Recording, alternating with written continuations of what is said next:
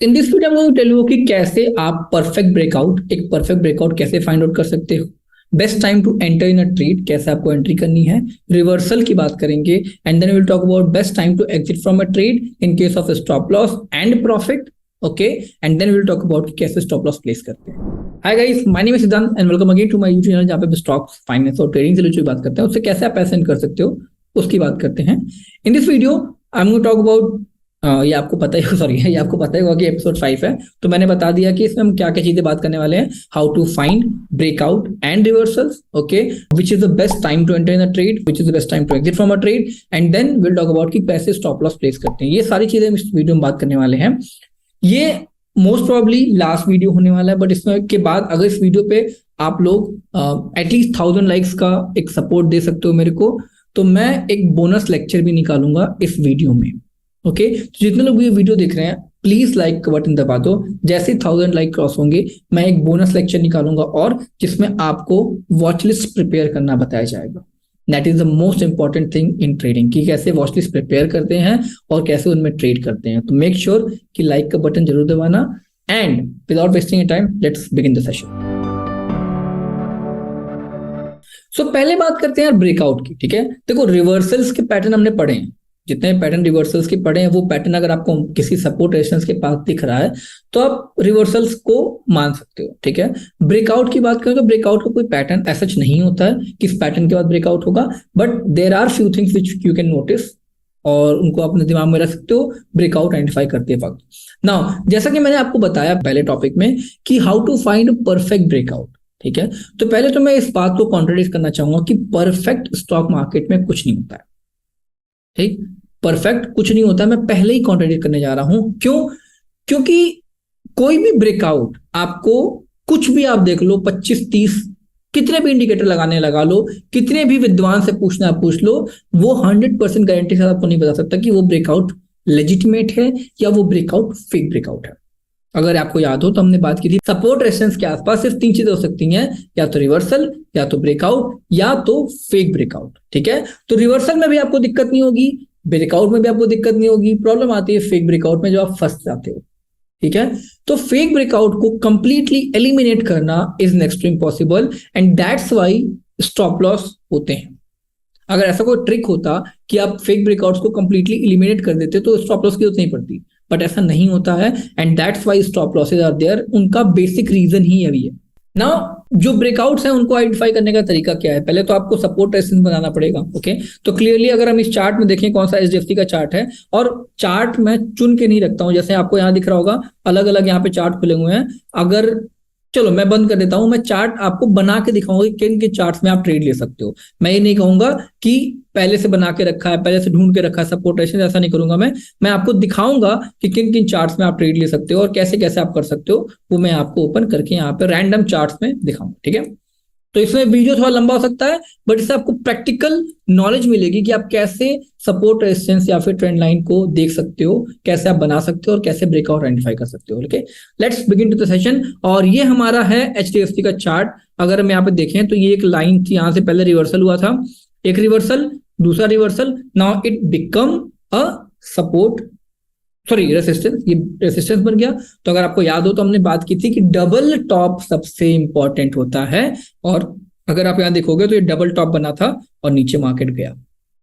Okay, now यहां पे हुआ है ब्रेकआउट। ठीक है, यहां पे हुआ है ब्रेकआउट। ब्रेकआउट को आइडेंटिफाई करने का एक जो सबसे बड़ा अच्छा तरीका है वो ये है कि आपको कैंडल की क्लोजिंग तक का वेट करना है। कैंडल की क्लोजिंग तक का वेट करना है। तो अगर कैंडल इस लेवल के ऊपर क्लोज होती है, मैं नहीं कह रहा हूं कि निकल जाती है, ठीक है, निकलने का मतलब ये नहीं है कि कैंडल क्लोज हो गई या फिर ब्रेकआउट हुआ। कैंडल को इस लेवल के ऊपर क्लोज होना चाहिए, जैसे आप यहाँ पे देख सकते हो इस लेवल के ऊपर क्लोज हुई है। अगर इस लेवल के ऊपर क्लोज होती है, that is the first sign कि वो लेजिटिमेट ब्रेकआउट है। अब इसमें भी एक बहुत इंपॉर्टेंट पार्ट ये है कि जैसे यहाँ पे क्लोजिंग जो हुई है इसकी एकदम लाइन के जस्ट ऊपर हो गई है। ठीक है, एकदम लाइन के जस्ट ऊपर हो गई है, तो यहाँ पे बहुत बड़ी दिक्कत नहीं है। लेकिन एक क्लोजिंग ऐसी होती है, मान लेते हैं जो यहां तक होती है, ठीक है, इतनी बड़ी क्लोजिंग होती है। ओके, ये तो लाइन के जस्ट ऊपर हो गई है, जो आपका रेसिस्टेंस था उससे जस्ट ऊपर हो गई है। मान लेते हैं क्लोजिंग यहाँ पे होती, तो क्या होता कि जो आपका गैप बना है इसके बीच में ये इतना बड़ा होता। तो ये ब्रेकआउट के दो केसेस इनका डिस्कशन मैं करने जा रहा हूं यहाँ पे। अब देखो दोनों में अंतर क्या है।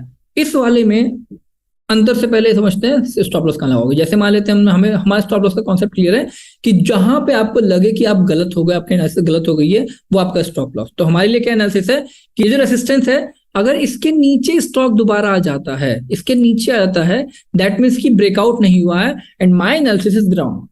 अगर वो रॉन्ग है तो मेरे को अपना पैसा बचाना है। वो कैसे बचाएंगे? मैं स्टॉप लॉस लगा के, और तब मैं स्टॉप लॉस लगाऊंगा इस लेवल के नीचे। ठीक, तो मतलब अगर यहां से नीचे, इससे नीचे स्टॉप लॉस, सॉरी इससे नीचे अगर स्टॉक फिर से आता है, दैट मीन्स कि ये मेरा स्टॉप लॉस होगा और वहां पे मेरा एनालिसिस गलत हो गई और मेरा स्टॉप लॉस हो जाएगा।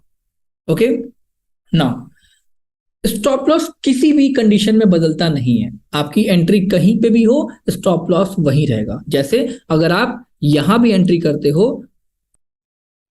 अगर आप यहां भी एंट्री करते हो तो भी आपका स्टॉप लॉस वही रहेगा। ठीक है, अगर आप इस लेवल पे एंट्री करते हो तो भी आपका स्टॉप लॉस वही रहेगा, यहां एंट्री करते हो तब भी स्टॉप लॉस वही रहेगा, यहां करते हो तब भी वही रहेगा, यहां करते हो तब भी वही रहेगा।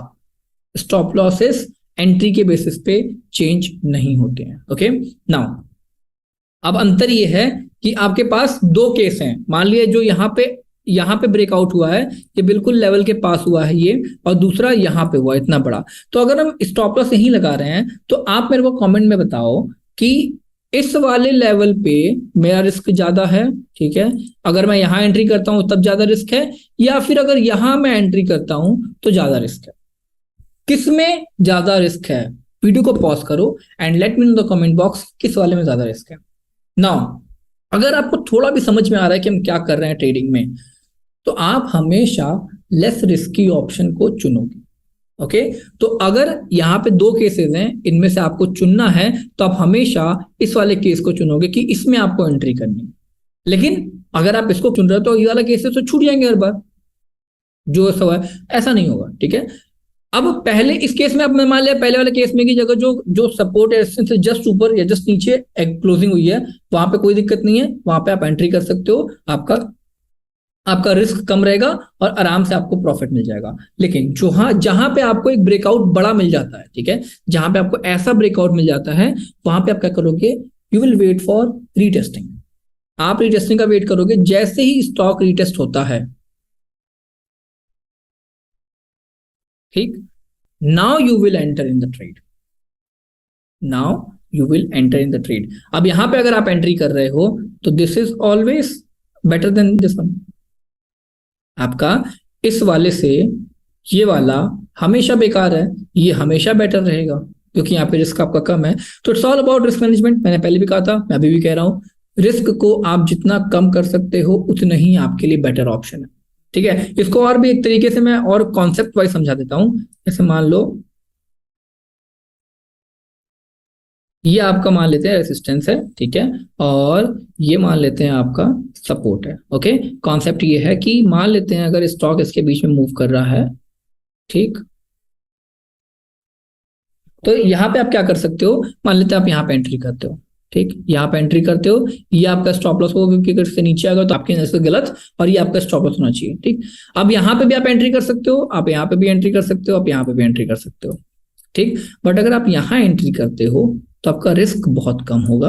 अगर आप यहाँ एंट्री करते हो तो रिस्क काफी ज्यादा होगा, और यहाँ एंट्री करते हो तो ये तो बेवकूफी वाला ट्रेड है। ठीक है, तो ये सेटअप अच्छा है, आपकी एनालिसिस अच्छी है, बहुत अच्छी एनालिसिस है, बट आपने एंट्री गलत किया। ओके, तो ये सब चीजें भी ध्यान रखनी पड़ती हैं कि आपकी एनालिसिस तो ठीक है, आप एनालिसिस कर रहे हो, लेकिन अगर आप गलत एंट्री कर रहे हो अच्छे एनालिसिस के बाद तो भी आपको प्रॉफिट नहीं होने वाला है, आपको लॉस ही होगा।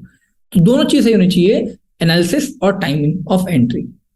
दैट्स व्हाई आई सेड कि एंट्री कब करनी है, परफेक्ट एंट्री क्या होती है वो आप समझ सकते हो यहाँ पे, बट परफेक्ट ब्रेकआउट कुछ नहीं होता।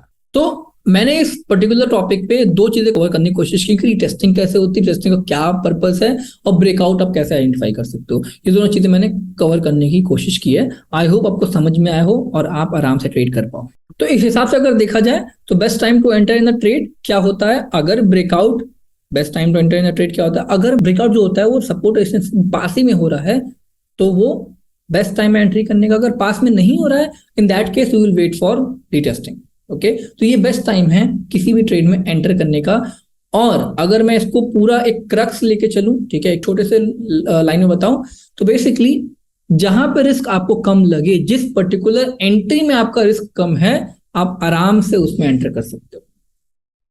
ठीक है, बहुत ऐसी भी केसेस होते हैं या फिर बहुत बड़े बड़े ट्रेडर्स ऐसे हैं जहां पे वो गलत ट्रेड में, मतलब बेकार ट्रेड में इसलिए एंटर करते हैं सिर्फ क्योंकि वहां पे रिस्क बहुत कम होता है और रिवॉर्ड बहुत ज्यादा होता है। तो there will be a chance जब आप ऐसे ट्रेड को फेस करोगे जहां पे आपको रिवॉर्ड बहुत बड़ा दिख रहा होगा बट रिस्क बहुत कम होगा, लेकिन वो ट्रेड सेटअप बेकार होगा। ठीक है, वो ट्रेड सेटअप अच्छा नहीं होगा लेकिन स्टिल उसमें रिवॉर्ड अच्छा होगा, तो उस केस में भी एंट्री कर सकते हो आप। तो it's all about risk management कि आप कैसे रिस्क को मैनेज कर सकते हो। हमेशा रिस्क आपका कम होना चाहिए और रिवॉर्ड ज्यादा होना चाहिए आपकी ट्रेड की एंट्री के बेसिस पे। अब देखो प्रॉब्लम कहाँ आती है, ठीक है, अगर आप मेरी बात को समझ पा रहे हो तो ये बोलना कि रिस्क और रिवॉर्ड स्टॉक मार्केट में आप क्या कंट्रोल कर सकते हो, रिस्क को कंट्रोल कर सकते हो कि रिवॉर्ड को कंट्रोल कर सकते हो। दोनों में से जो भी आपके दिमाग में आ रहा है कमेंट में करके बताओ मेरे को। द आंसर इज कि आप स्टॉक मार्केट में सिर्फ और सिर्फ रिस्क को मैनेज कर सकते हो, सिर्फ और सिर्फ रिस्क को कंट्रोल कर सकते हो, प्रॉफिट आपके हाथ में नहीं है। ब्रेकआउट यहां पे हुआ है, ठीक है, ये ब्रेकआउट हुआ है, this is a legitimate breakout, but you don't know, nobody nose कि ये ब्रेकआउट होने के बाद कहां तक ऊपर जाएगा। दैट मीन्स कि नोबडी नोस कि प्रॉफिट क्या हो सकता है उसका। लेकिन अगर आपने यहां पे स्टॉप लॉस लगा रखा है तो यू नो कि आपका लॉस कितने का हो सकता है। And that's why in stock market the only thing which you can manage is risk, और वही आप मैनेज नहीं करते हो तो कैसे प्रॉफिटेबल हो गया यार। ठीक है, जो आपके हाथ में है आप वही मैनेज नहीं कर रहे हो तो प्रॉफिटेबल होने के चांसेस तो है ही नहीं। दैट्स वाई मैं हमेशा कहता हूं कि रिस्क मैनेज करना इंपॉर्टेंट है। अब एक अगला टॉपिक हमारा है कि best time to exit from a trade. ठीक है, अब देखो एग्जिट दो तरीके के होते हैं, एक तो स्टॉप लॉस हो गया, जब आपका लॉस हो रहा है एग्जिट करोगे आप, उसकी बात हमने कर ली। ओके, लेकिन दूसरा एग्जिट जो होता है कि प्रॉफिट हो रहा है तब आप एग्जिट कहां करोगे। ये बात भी तो यार, प्रॉफिट हो रहा है तो एग्जिट कहां करोगे, वो भी तो देखना पड़ेगा। अब देखो उस केस में एक जो सबसे बेसिक फंडा होता है वो ये होता है कि आप ध्यान दोगे, let me make this for you, you will keep looking for the next support और रेसिस्टेंस। ठीक है, आप हमेशा नेक्स्ट सपोर्ट रेजिस्टेंस के लिए देखते रहोगे। लेट्स से ये आपका सपोर्ट था, स्टॉक इसके आसपास घूम रहा है, ठीक है, ये आपका स्टॉक इसके आसपास घूम रहा है, तो ये अगर सपोर्ट है तो ये रेसिस्टेंस होगा, ये रेसिस्टेंस 2 हो जाएगा, रेसिस्टेंस 3 हो जाएगा। Okay, resistance 2, resistance 3। अब मान लीजिए अगर ये ब्रेकआउट कर देता है, ठीक, ब्रेकआउट अगर कर देता है तो सिंपल सा फंडा यार, अगर यहां से ये रेसिस्टेंस को ब्रेक करता है तो दिस विल बिकम सपोर्ट, और अब ये रेसिस्टेंस बन गया तो ये आपका पहला टारगेट हो जाएगा। क्यों? क्योंकि स्टॉक वहां से रिवर्सल ले सकता है, दैट इज ऑल्सो रेसिस्टेंस, तो वहां से स्टॉक रिवर्सल ले सकता है, तो this will be your target 1। अगर मान लेते हैं इसको भी ब्रेक कर देता है then this will be your target 2। Okay, तो ऐसे आप टारगेट डिफाइन कर सकते हो on the basis of price action. अब इसमें आपको कोई इंडिकेटर नहीं चाहिए, कोई ट्रेलिंग स्टॉप लॉस ये वो कुछ नहीं चाहिए। Okay, just pure price action और बेसिस पे आप आइडेंटिफाई कर सकते हो। सिंपल लॉजिक है, देखो अगर रेसिस्टेंस ब्रेक करता है तो कहां रुकेगा या फिर कहां रुकने के चांसेस हैं इसके, अगले रेसिस्टेंस पे, और ये अगला रेसिस्टेंस है तो ये आप इसको टारगेट मान सकते हो। ठीक है, अगर आपको और भी प्रॉफिट मैक्सिमाइज करना है तो आप इसका ब्रेकआउट होने का इंतजार करो, मार्केट मान लो बहुत अप ट्रेंड में है, ये ब्रेक होता है तो दूसरा कहां रुकावट मिल सकती है, रेसिस्टेंस नंबर 2 पे, तो यहां पे रुक सकता है, तो आपका टारगेट 2 हो गया। इस तरीके से आप आइडेंटिफाई कर सकते हो अपना टारगेट। अब देखिए ये वेट करना यहाँ पे थोड़ा मुश्किल हो जाता है, क्यों? क्योंकि देखो अगर आप इसमें वेट कर रहे हो तो मान लेते हैं नीचे चला गया तो आपको लॉस में कन्वर्ट हो जाएगा, तो उसमें हम क्या करते हैं, जैसे मान लेते हैं अगर आप यहाँ पे एंट्री करते हो और आपका स्टॉप लॉस यहाँ पे है, ठीक, मार्केट ने जैसे ही इसको ब्रेक किया, आपका रेसिस्टेंस ब्रेक हुआ या फिर टारगेट आपका अचीव होता है, आप स्टॉप लॉस को मूव करोगे, ठीक है, और नीचे रख दोगे अपने टारगेट के, ठीक है, थोड़ा सा ऊपर डाल दो जैसे कि आपका प्रॉफिट लॉक हो जाए। तो आपने क्या किया, अगर आप यहाँ एंट्री करते हो तो आपने इतना प्रॉफिट लॉक कर लिया। ओके, मान लेते हैं स्टॉक यहां तक पहुंच गया, ठीक, तो आप ये वाले को उठा के, ठीक है, ये वाले को उठा के यहां पे कर दोगे। अब क्या किया आपने, इतना प्रॉफिट अपना लॉक कर लिया और ये आपका रिस्क में रह जाएगा। तो इसको बोलते हैं ट्रेलिंग स्टॉप लॉस। आप ऐसे ट्रेल करके अपना प्रॉफिट लॉक कर सकते हो और प्रॉफिट मैक्सिमाइज भी कर सकते हो। इससे आप अपना टारगेट 2 टारगेट 3 जहां तक भी स्टॉक जा रहा है वहां तक उसको ट्रैक कर सकते हो, ट्रेल कर सकते हो। ओके, सो ये एक तरीका है टू मैक्सिमाइज योर प्रॉफिट और to achieve more targets, more than one target. Okay,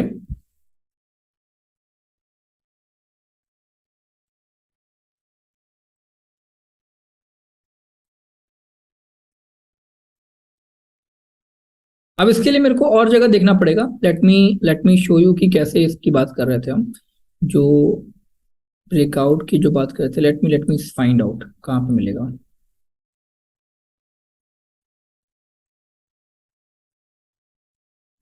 breakout कहीं हुआ है क्या? नहीं, ये तो नया हाई बना लिया था, कोई बात नहीं।